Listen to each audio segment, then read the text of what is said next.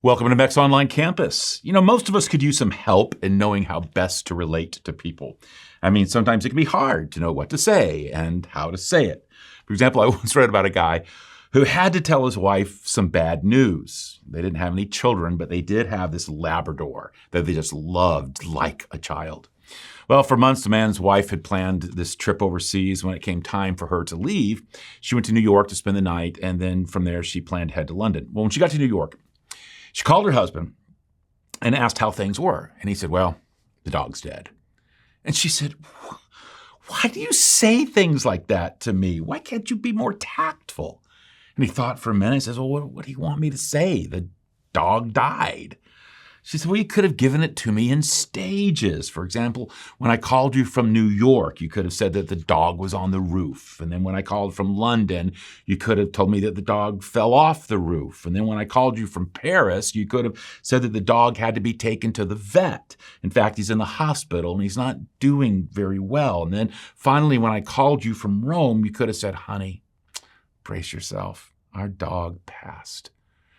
She said, if you had given it to me like that, I could have handled it. The husband said, sorry. I'll try to do better in the future. And he said, it's okay. I just wanted to get that off my chest. Okay, let's shift gears. How's my mother? He paused a minute and he said, she's on the roof. I'm not sure that worked either. So how should you relate to people? And here's a question that goes with it. Which people should you relate to? It's been said that what you will be like in 5 years is based on two things: the books you read and the people that you spend time with. Maybe we should update that a little bit to the sites that you visit, the podcasts you listen to, the blogs you read, and the people you spend time with. But I think the basic idea is true. I remember hearing a professor in a business school talking about a marketing study of teenagers. Several high school students were asked what they thought about a particular pair of jeans, particular style of jeans, and none of them liked it. The researchers waited a few months, went back to that very high school, and they took the key opinion leaders in that school. Rather than a random sampling to say, what do you think about these jeans? They went back after a few months and just got the captain of the basketball team, the head cheerleader, the first-string quarterback, the homecoming queen, and the student body president. And they paid them a fair amount of money that says, look, just wear these jeans pretty regularly over the next month or so. Don't tell anybody we're paying you to do it. Just wear them. And as part of something that we're just kind of exploring. And they really didn't know much more than that. They just wore this new style. At the end of the month, area stores were besieged by students from that high school, desperately wanting to know where they could find that style of jeans. The influence of others on us doesn't diminish, though, as we get older. Baseball fans are familiar with the name of Casey Stengel, famed former manager of the New York Yankees. When Billy Martin took over as manager, Stengel had some interesting advice for him. He said, Billy, on any team, you're going to have about 15 guys who will just run through a wall for you, 5 who hate you, 5 who are undecided. And he said, when you make out your rooming list, put all your haters together. Never room a good guy with a hater. That way it won't spread. It just won't spread if you keep them isolated. He wasn't wrong. We may be uncomfortable with that kind of language, but he's not wrong. If you're surrounded by positive and healthy people, you'll find your own life and development boosted. The opposite is also true. There are those who actually weaken you in every way, mentally, physically, emotionally, spiritually, lowering your commitment, lowering your resolve. I say all this because we've been in a series called Letters to a Young Professional, a look at the 2 letters in the Bible that were written by the Apostle Paul to a young man named Timothy. So far, we've looked at the advice Paul gave for Timothy's personal life and then for his personal development. Today, we're going to take a look at the advice Paul gave Timothy for his personal relational life. And he had 4 really interesting areas to explore, 4 big headlines that we're going to unpack, beginning with his advice on how he should interact with people. Here's what Paul wrote. Never speak harshly to an older man, but appeal to him respectfully as you would to your own father. Talk to younger men as you would to your own brothers. Treat older women as you would your mother. Treat younger women with all purity as you would your own sisters. If there's a common denominator in that counsel, it's to interact with people with familial decorum. Okay, how's that for a phrase you haven't heard maybe ever? Familial decorum. Familial means family. Decorum means to act appropriately, correctly, with appropriate etiquette and form and propriety. It means to act in a seemly fashion. So if a man, familial decorum would be to act in a way that would be appropriate for a son to a father, or a mother, or as a brother to a sibling. There are a couple of ideas built into this that are pretty easy to unpack. The first is respect. There isn't a lot of age honor in our society. If anything, we treat those older than us as peers, or worse, as dispensable, disposable people of little or no value. Paul counsels Timothy to build his relational life differently, to show honor and respect to those who are older than him. I know there's a trend today for even older adults to actually encourage younger people to use their name, to talk to them and interact with them on a first-name basis, even when there's a 20, 30, 40-year difference in ages or more. Sometimes it's because the older person just doesn't like to feel old, or they want to fit in more with younger people. I don't know. But I'm not a fan. I think for a teenage boy to call me Jim instead of Pastor Jim or Dr. White isn't helping that young man learn respect. Or a young man calling a woman 40 years his senior by her first name, like Betty instead of Mrs. Williamson. Any more than a daughter or a son calling their parent by their first name, hearing a 7 or 8-year-old calling they're not saying dad or mom, but saying Bob or Sally. But familial decorum isn't just about respect. It's also, Paul mentions, about purity. Specifically, how a man should interact with someone his own age or younger who is not his wife, or how a woman should interact with a man. It should still be familial, not familiar, familial, as in the way a brother or sister would interact. The word used for purity that Paul picked was an all-encompassing one, and it called for modesty and chastity in all relationships. It means that you interact with women of the opposite sex in a way that is above reproach, and that is without any blame, like family. Not objects, family. When you look at a woman who is not your wife or who you are not dating, you are to go into family mode. She should be a mother. She should be a sister. She should be seen like a daughter. And I'll tell you right now, that changes things, and it should. So read your family relationships into those relationships. Look at that young girl as being young enough to be your daughter, and then treat her like you would treat your daughter or would want your daughter treated. Look at that woman who is old enough to be your mother, and then treat her like your mother or how you would want your mother treated. Look at that peer who is your age and consider that she is the age of, say, a sister, and then treat her like she is your sister and how you would want your sister treated. Paul says that interacting with those around with familial respect and purity is foundational to your relational life. That's how you should act toward people. Then he gives this advice, okay? That's the first headline. Here's the second area he wants to explore. He then says, run from anything that stimulates youthful lusts. Instead, pursue righteous living, faithfulness, love, peace. Here's the key line. Enjoy the companionship of those who call on the Lord with pure hearts. And then just a few paragraphs later, Paul writes, you should know this, Timothy, that in the last days there will be very difficult times. For people will love only themselves and their money. They will be boastful and proud, scoffing at God, disobedient to their parents, and ungrateful. They will consider nothing sacred. They will be unloving and unforgiving. They will slander others and have no self-control. They will be cruel and hate what is good. They will betray their friends, be reckless, be puffed up with pride, and love pleasure rather than God. They will act religious, but they will reject the power that could make them godly. Stay away from people like that. So did you catch the advice? Let's just lift it out. Paul says, enjoy the companionship of those who call on the Lord with pure hearts. And then after a lengthy description of people who don't call on God with a pure heart, but reject him, who scoff at the very idea of him, Paul writes, stay away from people like that. So what is Paul's second bit of relational advice? Surround yourself with good people. Or as it's put in the great wisdom book of the Bible, the book of Proverbs, the righteous choose their friends carefully. Carefully. In the original Hebrew, the word translated carefully comes from a verb that means spy out, examine. Now think about that. When it comes to friendship, we are to become a spy, an investigator, an examiner, someone who's gathering intelligence. You don't just run or jump into a relationship. You step into it carefully, if at all. Why? Because there are some people you shouldn't be in relationship with. Love everybody. That doesn't mean you open up your intimate relational world. In another of Paul's letters, he writes, "Do not be misled. Bad company corrupts good character." And that's true, isn't it? You have to actively watch out for those who are negative. They're not hard to spot. Just ask yourself, when I'm with this person, do they challenge me to love God more or less?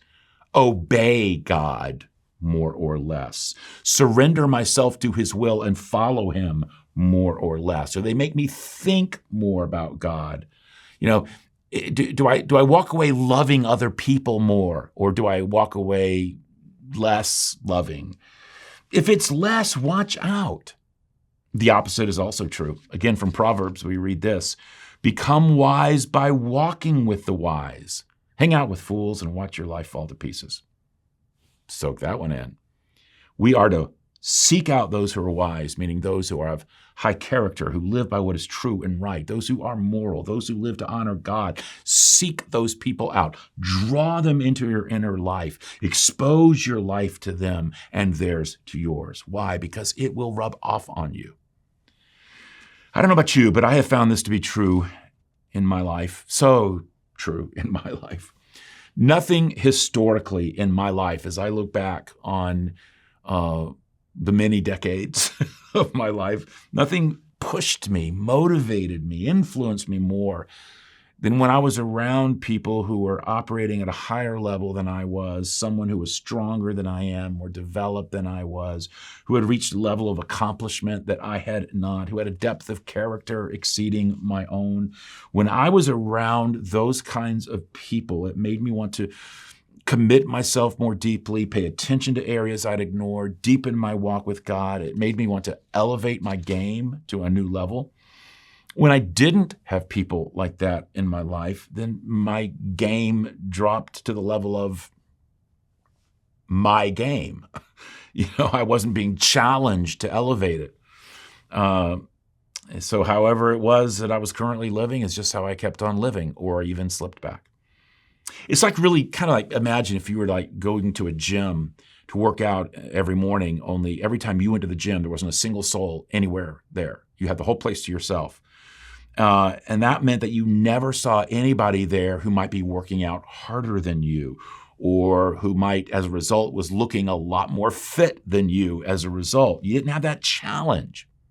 I can honestly tell you that the greatest life change in my life has come through my relationships with people who loved their wife better than I was loving mine at the time, were more faithful in their ministry than I was to mine, who loved God more than I did.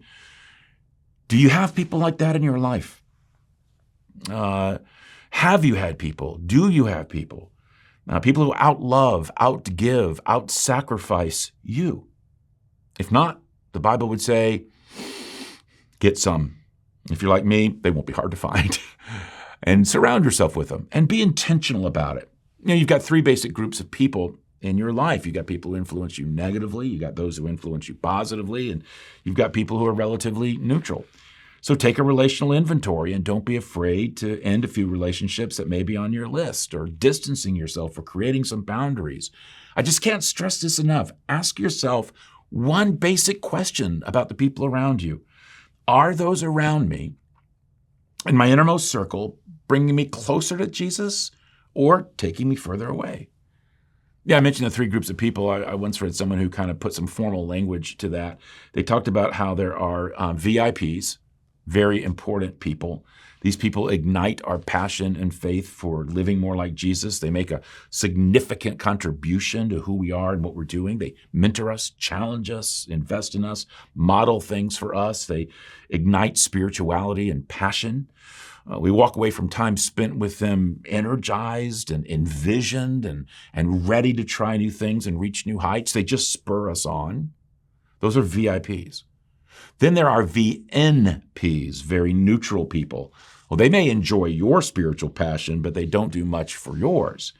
Neutral people are people who may feed off of your passion, but they don't really feed yours. Neutral people can be fun to be around. They can boost our egos, but they don't add much to the mix.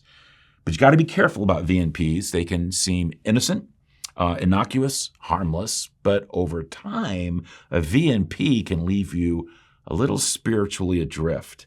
Because if that's all you've got in your life, kind of a whole bunch of neutral people will allow you to drift toward the course of least resistance. And their own passivity, their own lack of passion will lead you to lower your own expectations and lower the bar so that you care less, aspire to less, achieve less. Finally, there are VDPs, very draining people. They are the ones who sap your passions, who take it away. They drain away your enthusiasm and your commitment and your love for God. You like these people, but when you walk away from them, obviously you wouldn't spend time with anybody you just instantly just dislike. So there's often a superficial like or attraction there. But when you walk away from time with them, there's kind of like an ick factor that comes in after you spent time with them. At the time, you kind of get all wrapped up in all they were saying or doing or whatever. And then afterward, you kind of go, ugh, I think I want to take a shower. They didn't bring out the best in you. They tempted you to color your thinking. You were fine with things before you met with them, but then you're not so fine with things after you met with them. You were positive before, but then you're negative after. You wanted to do even more for Jesus before, but you're a little more cynical and jaundiced after. Okay. You got the three types in mind? Sometime this week, do an inventory. Take out a piece of paper, make 3 columns. VIPs, VDPs, VNPs. Just make your column. Important, neutral, and draining.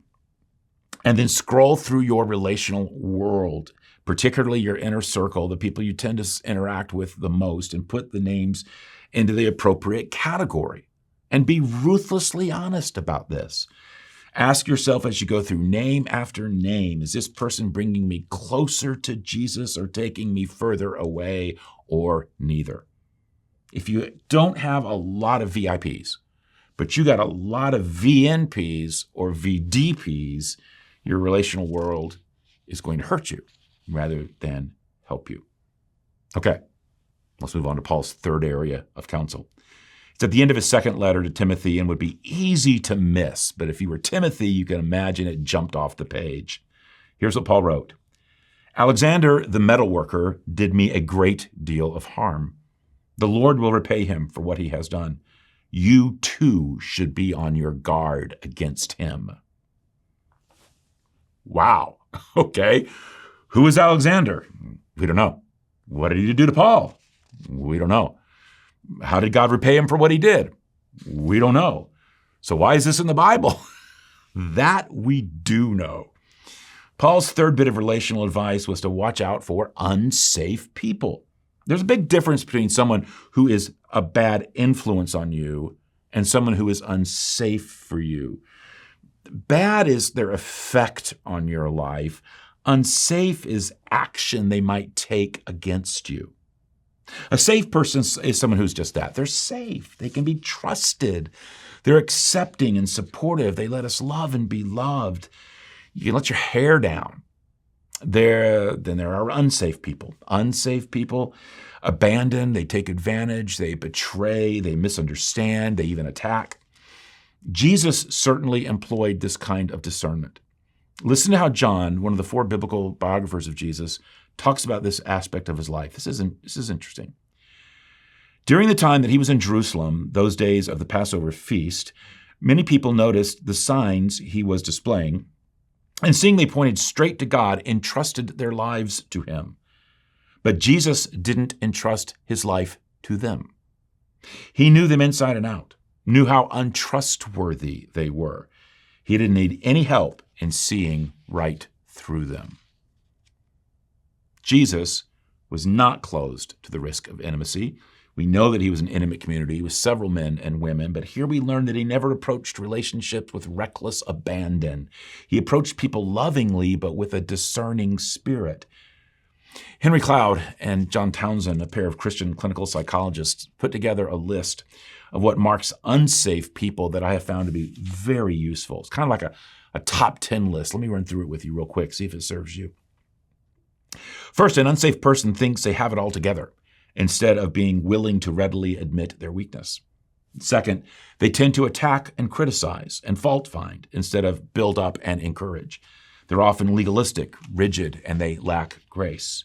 They're more concerned with making corrections than they are connections. Third, they're abandoners with a track record of starting relationships but never finishing them.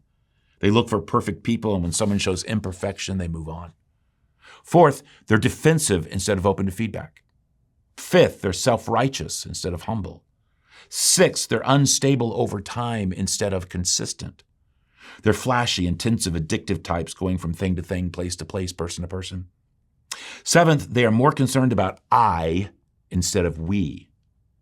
Eighth, they resist freedom instead of encouraging it. Ninth, they condemn us instead of forgive us. And finally, they gossip instead of keep secrets. When you see those kinds of marks in someone's life, be so careful. Obviously, no one's perfect. And don't forget, you're supposed to be safe right back at people. All of us have flaws on our character. No one is completely safe. And strangely, someone who is safe for you might not be safe for me, and vice versa. But here's the principle. Take a deep look at someone's relational makeup and make some assessments about that person for you before you plunge into a relationship. Jesus sure did.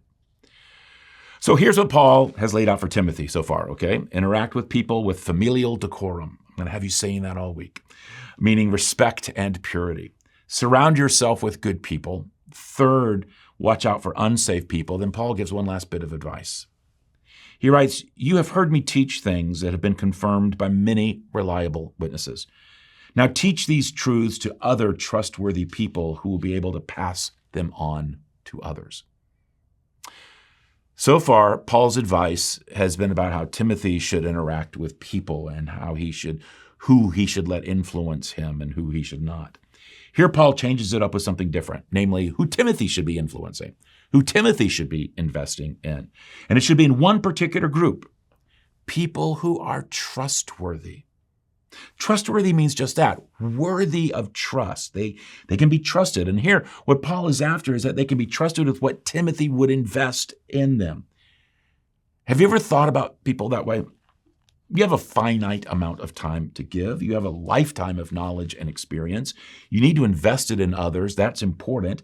Everything God has done in our lives and taught to us and shown to us, that needs to be passed on to others. But it needs to be invested in someone who is worthy of it, worthy of that trust, worthy of that investment. They're going to steward that knowledge well.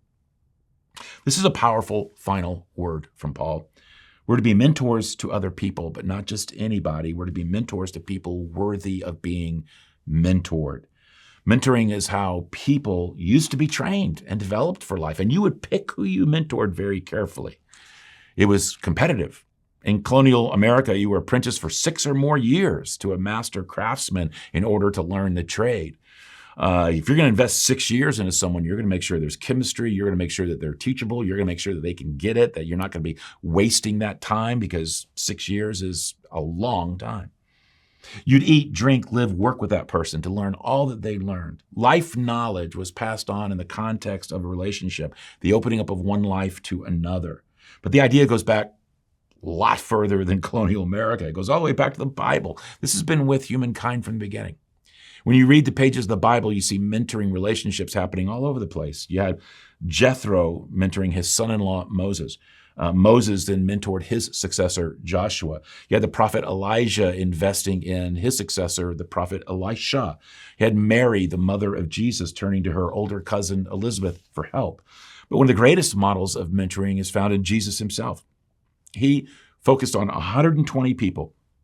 Thousands were often parts of his crowds, but he focused on 120 people. From that, he singled out 70 for special training and attention. From the 70, he poured himself into 12 men, his intimate circle of disciples. And he had those 12 shadow his every step. He ate with them. They traveled with him. He taught them. He lived with them. And then even from among the 12, you could make a strong case that he singled out 3, Peter, James, and John, for particularly intensive time and experiences. We have an obligation to pass on wisdom, but not to just anyone. They must be deserving of that trust. And that goes for both sides of this. If you're looking for a mentor or looking for someone to mentor. If you're looking for a mentor, look for someone trustworthy, someone you respect, someone who seems strong in an area where you would like to grow, with whom you seem to have some chemistry with, and then begin to develop that relationship and spend some time with that person. Over the course of that time, invest in learning all that you can, asking questions, become something of a student of their life. Don't be awkward about this. I see a generation of young people desperate for mentors and counselors, and then I see a generation of older people who are very willing to pour into the lives of others, but somehow there's a disconnect. The young feel the older don't care or don't have the time. The older feel like the young aren't interested in learning anything that they might have to offer, when neither's true. So a young woman desperate for an older woman to talk with about life and relationships and marriage and child rearing or prayer sits all alone. And the older woman, rich with wisdom and maturity, insight and experience, also sits alone, when both would like to be sitting together and need to. And mentors need to be actively engaging with this as well. If you see someone with promise, offer to have a coffee with them. Get to know them. Find out if it might be the kind of relationship where you can pass on what God has allowed you to learn and to grow in, what he has passed on to you. I mentioned Moses and his father-in-law, Jethro. Let me just take you to that story just so you have a taste of what this feels like. This is the way the Bible sets it up. It says Moses' father-in-law, Jethro, heard about everything God had done for Moses and his people, the Israelites. He heard especially about how the Lord had rescued them from Egypt, and he came to visit Moses in the wilderness. The next day, Moses took a seat to hear the people's disputes against each other. They waited before him from morning till evening. When Moses' father-in-law saw all that Moses was doing for the people, he asked, "What are you really accomplishing here? Why are you trying to do all this alone while everyone stands around you from morning till evening?" Moses replied, "Because the people come to me to get a ruling from God. When a dispute arises, they come to me, and I'm the one who settles the case between the quarreling parties. I inform the people of God's decrees and give them his instructions." Okay, stop there for a minute. Moses is dying in a pile. Jethro sees it. He's burning out. He's not going to make it as a leader. He's not going to thrive and flourish here. He's leading thousands, tens of thousands, and he's dealing with every little problem, every dispute, every disagreement, every need himself. It's insane. But he doesn't know any other way to do it. He's in charge. The buck stops with him. It's his responsibility. So what happens next? He gets mentored. Let me read it. "This is not good," Moses' father-in-law exclaimed. "You're going to wear yourself out, and the people too. This job is too heavy a burden for you to handle all by yourself. Now listen to me, and let me give you a word of advice, and, may God be with you. You should continue to be the people's representative before God, bringing their disputes to him. Teach them God's decrees, give them his instructions, show them how to conduct their lives, but select from all the people some capable, honest men who fear God and hate bribes.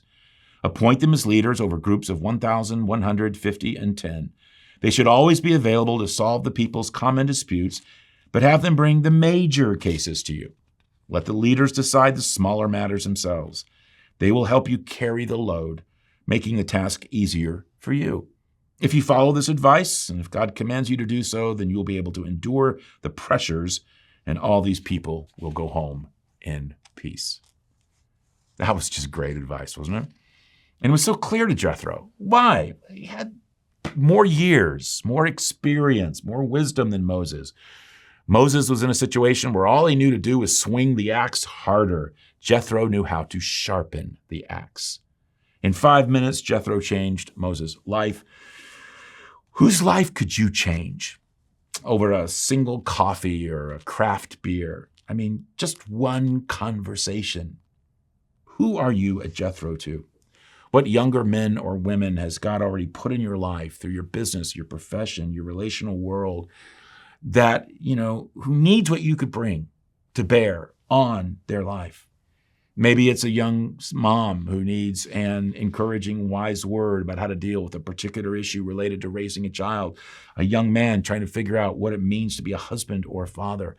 But it's not just vocational coaching or stage of life types of issues. The most important mentoring that you can pass on to someone else is spiritual in nature. I know, as I said, that the most formative aspects of my early spiritual life were spiritual mentors. Older men who took the time to pour into me. They showed me what it meant to flesh out the Christ life in a day in, day out way, how to pray, how to treat people, how to live. You can read about something all day long. You can study about something all day long, but until you rub shoulders with somebody fleshing it out, that'll rock your world. That'll change things. So again, who are you investing in during this season of life when you are uniquely positioned to be a mentor? All right, let's bring this back to where we started. It has been said that what you will be like in 5 years is based on two things: the books you read, the people you spend time with. Who are you spending time with? Are you even thinking about it? How are you spending time with them? Paul's advice to Timothy and to you is simple but profound. Interact with familial decorum. Surround yourself with good people. Watch out for unsafe people. Invest in trustworthy people. You do those 4 things, you'll revolutionize your relational world. And for the better. Okay? Let me pray for us. Father, thank you for this little journey through these letters to Timothy that Paul wrote. There's been so much that we've gained through them, and there's so much more obviously in those letters, but just looking at the mentoring, coaching side to this has just been rich. And today, as much if not more than any of the other installments as we look at our relational world. So thank you for Paul's wisdom. Thank you for that counsel. Thank you for how it not only affected Timothy, but it affects us to this very day. This is good stuff. So I pray that we apply it to our lives. And I pray that in the name of Jesus. Amen.